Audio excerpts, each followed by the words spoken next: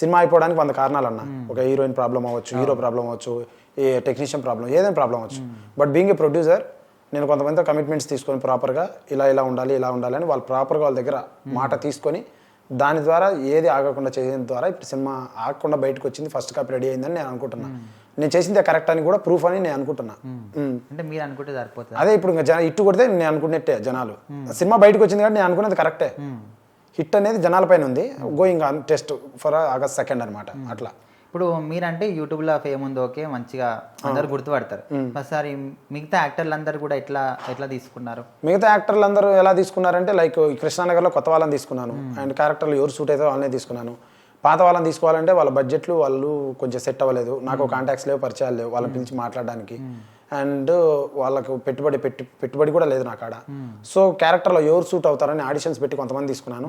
కొంతమంది ప్రయాణం చేసే ప్రాసెస్లో తగిరారు, వాళ్ళని పెట్టేశాను. ఎవరైనా కానీ సూట్ అయితేనే పెట్టాను, సూట్ కాకుండా పెట్టలేదు.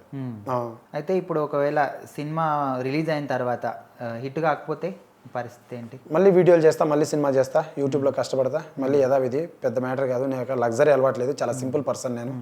సో నో ప్రాబ్లం, మళ్ళీ కష్టపడతాం. మొత్తం ఏది వచ్చినా కానీ ఫేస్ చేయడానికి రెడీగా ఉన్నారు. అవునవును, అవే ఫేస్ చేయడానికి రెడీ ఉన్నా, కానీ August 2 shoot sir block buster, ఈ మాట లేదు. ఖచ్చితంగా పక్కా. ఇప్పుడే థియేటర్లు జినిగిపోతాయి, ఇన్సూరెన్స్ చేయించుకోండి పక్కా, సీట్లు జినిగిపోతాయి. పెద్ద పెద్ద హీరోల సినిమాలే మన ఓన్లీ తెలుగులోనే. పెద్ద చిన్న ఎన్ని ఏమి లేవు, పెద్దోళ్ళు చిన్నోళ్ళు లేక ఎన్ని సొల్లు మాటలు నేను అనుకోవడం. ఓన్లీ సినిమా మ్యాటర్ చాహియే. అది ఎంత పెద్ద చిన్న ఎన్ని లేవు, మ్యాటర్ చాహియే. మ్యాటర్ హైతో అతా హే, మ్యాటర్ నయ్యి అయితే నయ్యి అతా హే, ఏదో అంటారుగా, హిందీ రాదు, అలా ఉంటుంది. అలా అంటే మరి ఇప్పుడు పాన్ ఇండియా లెవెల్లో రిలీజ్ చేయడానికి కారణం ఏంది అసలు? కథ సూట్ అవుద్దన్న, లారీ అన్ని రాష్ట్రాల్లో తిరుగుద్ది, యూనివర్సల్ ఎమోషన్ సెంటిమెంట్, లారీ ఎక్కడెక్కడ తిరుగుతారు అక్కడెక్కడ మొత్తం రిలీజ్. ఫ్యామిలీ ఉంది, అన్ని రాష్ట్రాల్లో తిరుగుద్ది, ఆ భాషలు ఉన్నాయి. అండ్ లారీ టైటిల్ కూడా యాప్ట్ అయింది, స్టోరీ కూడా దేశభద్రత సంబంధించింది, కుదురుద్ది అనిపించింది అన్న, అందుకు అలా చేశాను. అంటే దేశభద్రత అంటే ఏ విధంగా? దాంట్లో ఒక ప్రోడక్ట్ ఉంటుంది దేశానికి సంబంధించింది, అది స్క్రీన్ మీద చూడాలి మీరు, అట్లా అనమాట. దానికోసం గ్యాంగులు వెంటబడుతున్నాయి, పోలీస్ డిపార్ట్మెంట్, పొలిటికల్ లీడర్స్ అన్నీ ఉంటాయి. దాని టెంపోగా ఎలా నడిపాడు కథ అనేది గొప్ప విషయం. అలా అంటే స్టోరీ ఇంత మంచిగా ఉన్నప్పటికీ ఇట్లా ప్రతి ఒక్కరు ఎందుకు నెగిటివ్ గా మాట్లాడుతారు మీ సినిమా గురించి? పాటల్లో కమర్షియాలిటీ యాడ్ చేయడం వల్ల, 2-3 ముద్దు సీన్లు పెట్టడం వల్ల మాట్లాడుతున్నారు, అది నాకు అర్థమైంది. And I never regret about that. And అది అవసరం, కమర్షియాలిటీ ప్రజలకు కూడా అది అవసరం, ఎంటర్టైన్మెంట్, ఉల్లాసం, ఉత్సాహం. దాన్ని కూడా మీకు కాదంటే మేము ఏం తీయాలో మా సంబంధం మీకు చెప్పాల్సిన అవసరం లేదు. మేము తీసింది మేము ప్రొజెక్ట్ చేస్తాం, నచ్చితే మీరు మాకు టికెట్ ఇస్తారు, లేకపోతే వాళ్ళ సలహాలు అవసరం లేదు. ఎవరు సలహా ఇష్టమైతే అది చేస్తారు అంతే. మరి నా చొక్కా ఉన్నప్పుడు ఎవరైనా సలహా తీసుకున్నారు మీరు? మరి అంతే కదా. లేదు అదే అంటే ఇదంటే ఓన్లీ నేనే వేసుకుంటా, నా ఇష్టం అది. కానీ సినిమా అంటే 10 మంది చూసేవాళ్ళు కదా. కరెక్టే, నాలెడ్జ్ కదన్న, నీ చొక్కా కూడా 10 మంది చూస్తారు కదా. అంటే నో ప్రాబ్లం, కానీ ఆ సినిమా కమర్షియల్ అంటున్నారు కదా. మీరు కూడా కమర్షియల్, ఆ షర్ట్ వేసుకొని బయటకు వెళ్తే మీరు మార్కెట్ అవ్వాలి, మిమ్మల్ని మీరు ప్రొజెక్ట్ చేసుకోవాలి, మీకంటే ఒక వాల్యూ ఉంటుంది. అట్లానే అనేది అది కూడా, అది చిన్నది మాది పెద్దది అంతే తేడా, కానీ రెండు ఒకటే. సో డెసిషన్ ఎవరి మీద ఉండదు, మనం తీసేసుకోవాలా చేసేసుకోవాలా. ఎవరిదని తీసుకుంటే ఆగిపోతే వాని మీద వేయాలి మళ్ళీ, అవసరమా? సో అది అవసరం లేదు. And it's my complete decision. Hit అయితే హిట్ నాదే, ఫ్లాప్ అయితే ఫ్లాప్ నాదే, కానీ super shoot shot blockbuster పక్కా హిట్. అంటే మీరు ఏ ఇంటర్వ్యూకి పోయినా కానీ అక్కడ ఇద్దరు కూర్చొని మిమ్మల్ని క్వశ్చన్ అడుక్కుంటా, ఒకళ్ళు తిట్టుకుంటా, ఒకళ్ళు అది చేసుకుంటా మాట్లాడుతారు కదా. అసలు ఒకళ్ళు యాంకర్ ఓకే, ఇంకొకళ్ళు ఎవరు అసలు ఎందుకు పట్టుకొస్తారు వాళ్ళను?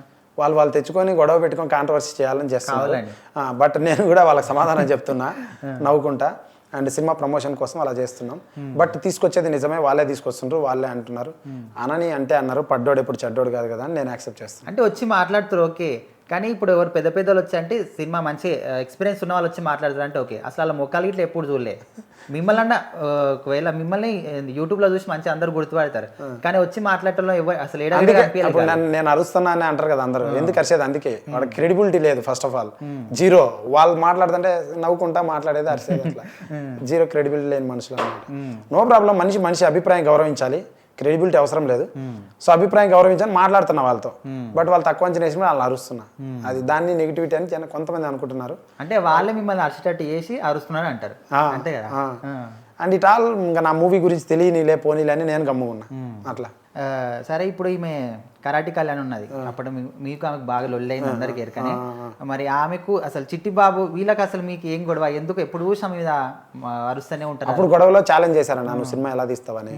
నేను సినిమా చేసి చూపించా. ఇప్పుడు సినిమా చేసిన తర్వాత వీడి సినిమా చేయడం అనే లిటిల్ జెలసీతో ఆ పెద్ద ఆయన ఒక ఛానల్కి వెళ్ళి పాటలో ఏదో డబుల్ మీనింగ్ ఉందని మాట్లాడాడు. దానికి నేను వెళ్ళి సమాధానం ఇచ్చా. అంతే జరిగింది. అండ్ ఇప్పుడు సైలెంట్ అయ్యాడు. అంతకుమించి ఇంకేం లేవు. ఇంకేం లేదు, ఏముంటది కక్షలు. వాళ్ళ వయసు అయిపోయిన వాళ్ళు, నేను కుర్రోని, వాళ్ళతో ఏంది పంచాయతీ. వయసు అయిపోయిన వాళ్ళు. సరే మరి అంటే అప్పట్లో బాగా సెన్సేషన్ అయ్యారు కదా మీరు, కరాటి కళ్యాణి. అక్కడ దాని గురించి అందరికి తెలుసని అనుకోను, కానీ అసలు ఎవరు కారణం ఆ గొడవ కానీ?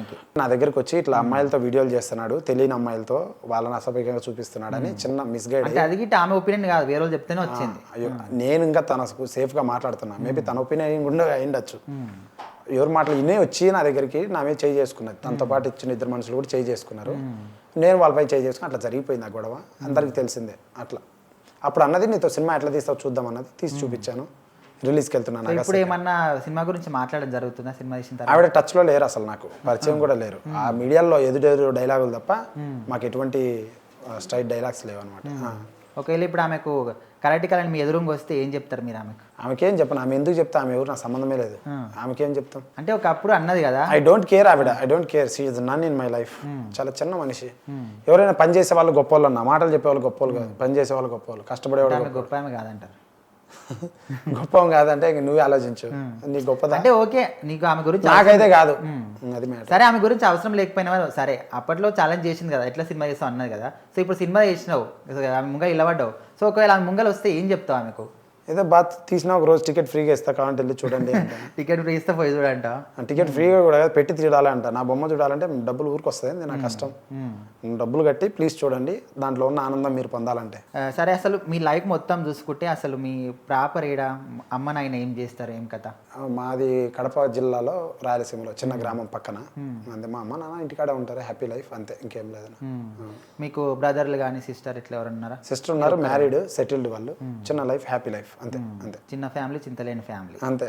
అసలు మీరు ఇట్లా సినిమాలు తీయాలి, సినిమా ఇండస్ట్రీలోకి రావాలని ఎవరిని చూసి ఇన్స్పైర్ అయ్యారు? అసలు ఇన్స్పైర్ ఏం లేదు, నాకు బిజినెస్ మైండ్. నాకు కొంచెం పని చేయాలి, డబ్బులు సంపాదించాలి, లగ్జరీ లైఫ్ కావాలి, 10 మందికి ఉపాధి కల్పించాలి. ఏ పని కానీ డబ్బులు సంపాదించాలి, అంతే. 10 మందికి ఉపాధి కల్పించాలి, ఈ ఆలోచన నాకుంది.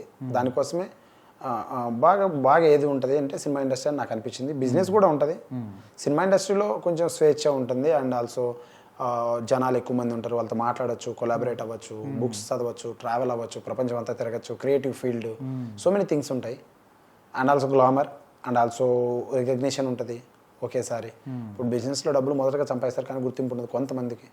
సో అన్నీ ఉంటాయి అనిపించి ఓవరాల్ థాట్ ప్రాసెస్లో వచ్చాను ఇండస్ట్రీకి.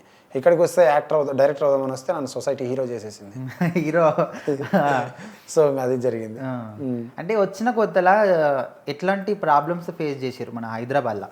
ప్రాబ్లమ్స్ ఏం చేయలేను, అందరిలాగా నేను వచ్చాను. అంటే ఇప్పుడు చాలా మంది వచ్చిన వాళ్ళు ఏంటంటే, ఇప్పుడు విన్నాం ఎట్లా అంటే, మనకు తినడానికి తిండి ఉండదు, మనకు కష్టం, ఏదైనా పని చేసుకోవడానికి కూడా దొరకదు అని చాలా మంది చెప్తా ఉంటారు. సో అట్లాంటి మీరేమన్నా? ఏనా, నేను కొంచెం డబ్బులు ఎత్తుకొని వచ్చాను హ్యాపీగా, కొంచెం అదే నెలకు 5-6 నెలలకు సరిపోయాయి. వచ్చిరా 5-6 నెలలకు సరిపోయేమైనా డబ్బులు ఎత్తుకొని వచ్చా. 5-6 నెలల కంటే నెలకు 10,000 ఖర్చు అనుకో. ఎత్తుకొని వచ్చారంటే మా దగ్గర వేరే మీనింగ్ వస్తుంది, దొంగతనం అంట.